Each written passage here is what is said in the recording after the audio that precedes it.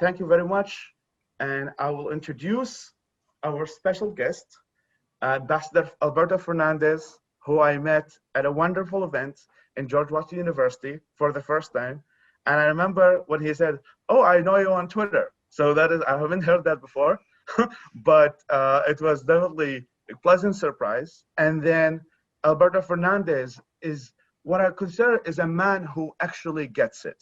I've met a lot of diplomats, a lot of people from multiple people around the State Department or even elsewhere. And when I met him the first time, he immediately knew that in order for us to create change in the region, we have to support the actual voices, the liberal voices, the positive voices who are trying to make the Middle East a better place.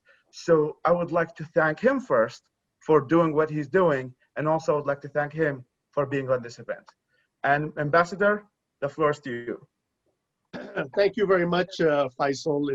It's a real pleasure to be on with all of you. I'm a huge fan of IBB and what you've accomplished so far under your leadership and your team and your colleagues. And I'm very enthusiastic about what more is coming, because I think that you've just begun. You've begun with great power and great force, but I think there's more and more that can be done.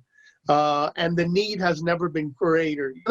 I've worked on the Middle East my entire adult life, since I was basically a teenager when I first started learning Arabic, and then worked on media in the Arab world in the State Department my entire career, on and off.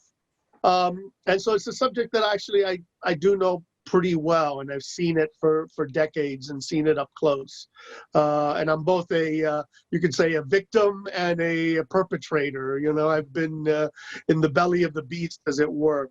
And sometimes when people think about the Middle East, they have this kind of strange views, scary Middle East, and kind of a certain exoticism that people have about this part of the world where all these problems and all these issues seem to come from. That's certainly one way that people can look at it. I think the Middle East is really important, not because it's so different from the rest of us, but in a way, it is one alternate future to what we could become. And I think one can look at the region and see all kinds of bad trends, bad realities, terrible situations that we see little bits of it now in the West, in Western Europe or in the United States or in other parts of the world, whether it's fake news or whether it's media manipulation or all kinds of different things. This really had its genesis decades ago in the Middle East. The concept of propaganda or disinformation is not a Middle Eastern creation, but certainly we've seen it as kind of ground zero for a lot of things which later on we see discussed, kind of Western liberal societies. My goodness, what's happening in our country, this or that or the other. It's the Middle East that brought us Baghdad Bob, and you may remember that ridiculous Iraqi Minister of Information, kind of all is well and we're winning the war, and meanwhile American tanks are going by, and that's kind of silly, and it's become kind of a joke for us. But the Middle East also brought us the first social media war, which was the civil war in Syria, which was a war that in many ways set the stage for all kinds of technological media strategies that we've later seen used elsewhere. This is both true of kind of civil society, activists, social media people, good people working against the regime, and also the actions of bad actors, of regimes, of terrorist groups. It's the Middle East as well, which brings us a phenomenon which shocked many people, and I saw it firsthand as it developed in 2013 and 2014, which was how a supposedly ragtag group, terrorist group in the wilderness of Syria and Iraq succeeded in putting its finger on the pulse of using social media in a way to mobilize, to get deep into people's minds on a global scale. And you had ISIS by way of social media, radicalizing people in societies that there was no Middle East connection. There were no Arabic speaking people. There were no Muslims. There was no nothing.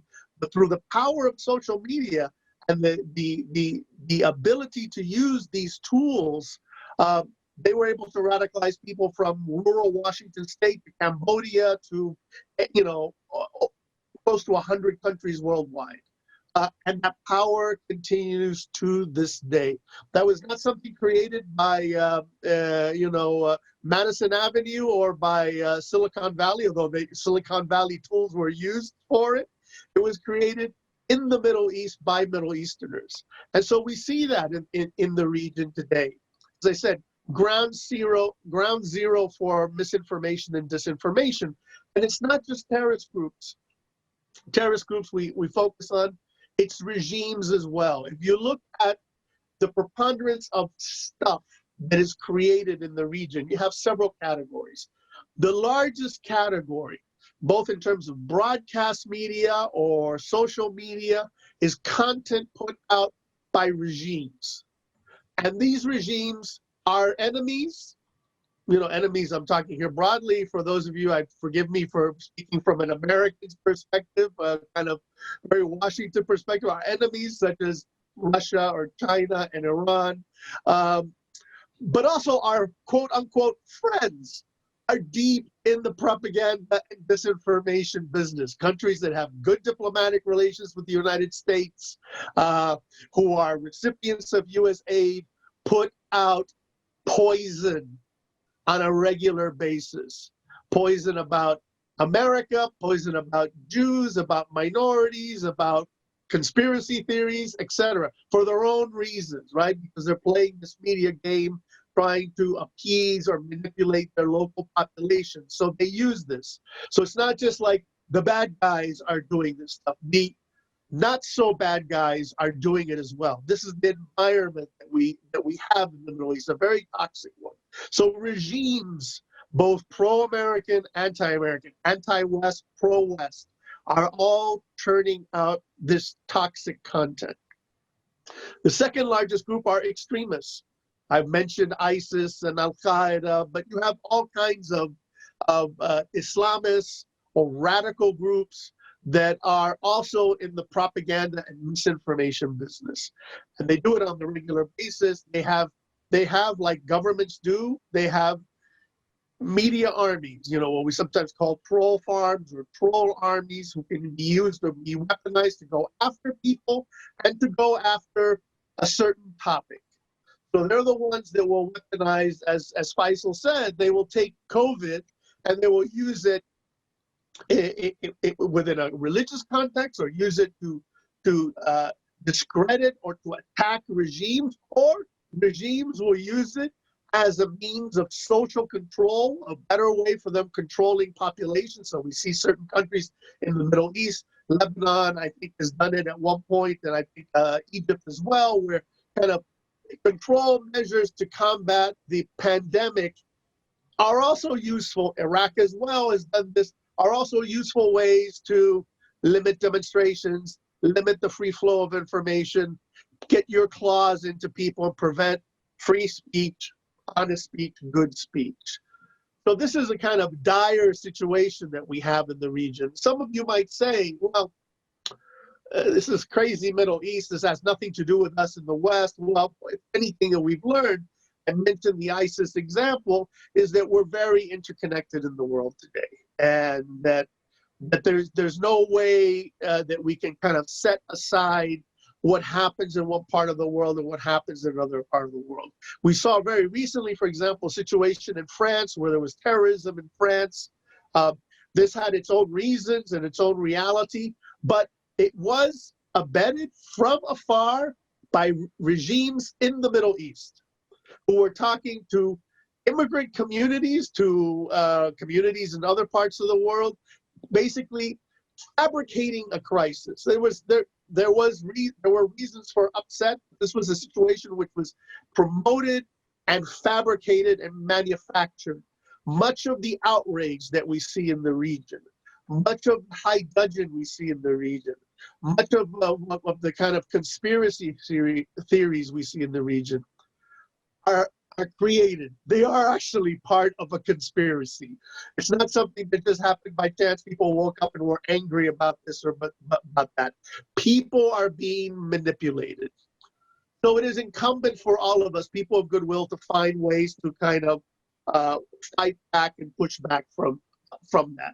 We also forget that the Middle East is not some technological backwater. The Middle East has among the highest rates of social media use in the world. There are places like Saudi Arabia and other Gulf states which are among the largest users of Twitter, for example, percentage-wise, of any country on earth. So it's not like we're talking about primitive folks and kind of stuff like that. I was in the television business, and I can tell you that the media outlets in the Arab world have all the tools, all the technological tools. In many ways, they're more advanced than Western media because it's a highly saturated, highly competitive environment. And so they're competing with each other and also with Russia Today and with the Chinese and et cetera and all of this. So in this dire situation which I've painted, the need is for people who are going to be truth tellers. The need is for people who are going to be strong and tough. I think that IBB plays this role. A responsible, smart, nonpartisan player.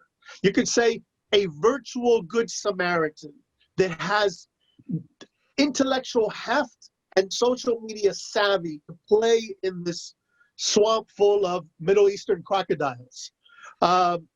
This is a unique and valuable resource. And in my view, it's a valuable resource that's only going to grow and grow in the years and months ahead.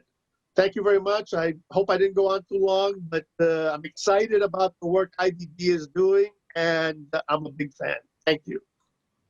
Well, Thank you so much.